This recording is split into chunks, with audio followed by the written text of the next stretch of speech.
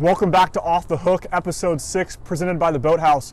Wyatt and I are here at Kapco Park once again atop the third base dugout as we break down a Chinook victory. That was a single-handed victory, Wyatt, 13-3.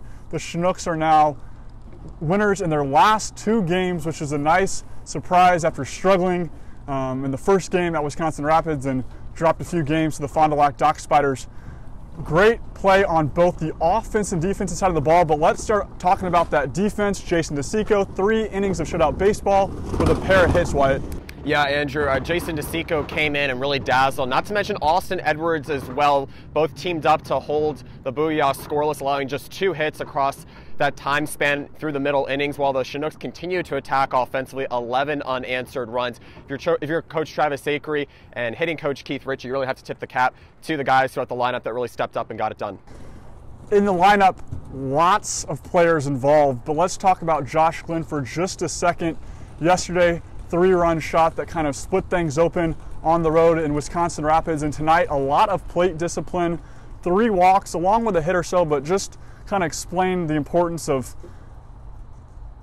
not only wanting to hit homers and winning on top of the ball, but also sitting back and watching those pitches come in. Yeah, Josh Glenn was really disciplined at the plate tonight, just showing himself in a completely different light, just staying patient all throughout those at-bats and not worried about crushing it over the fence here at Kapco Park, similar to what Colin Matthews had done for his third on the year. Is just about getting into a constant routine and mindset that was going to help him in the long run. That's what happened for him. Josh Glenn has been just going at it in terms of routine day by day, and that's been really the key for him, is just keeping that consistent routine, both from a physical and mental standpoint. Did struggle a little bit behind the dish and blocking the ball, but I'm sure he'll be able to tune that up in the next coming days. And the bottom part of the lineup was on top of their game too. Connor Kimple and Mike Sears, who are batting just above 100, also came and performed today too. Yeah, I mean, Mike Sears, you talk about plate discipline.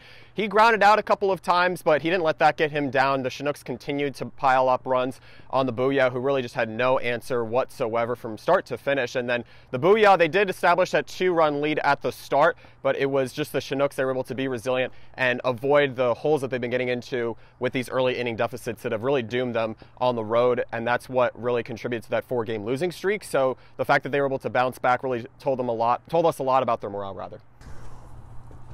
5-run 7th inning, just talk about the continued success, not just in tonight, it was in pieces, just inning after inning, run after run, just a complete game effort from the team. Yeah, it was amazing for what we saw in the 7th inning. 5 runs really put this one away for good and established a good headline in the paper for the Chinooks. Just the constant hitting and the ability to stay locked in and not swing at these pitches that the Chinooks have been fooled into at times this season. You saw guys like Colton Bauer, Griffin Dorshing, again, not swinging for the fences, something Travis Acree has been really stressing prior to these games that have continued to flow as we get into the thick of the season still. It's just been about getting these timely hits that the Chinooks were lacking on the road in the past few weeks, and I think that's what's really going to benefit them, is continuing to have that same mindset and just driving in these shallow base hits that are really going to do wonders for this lineup.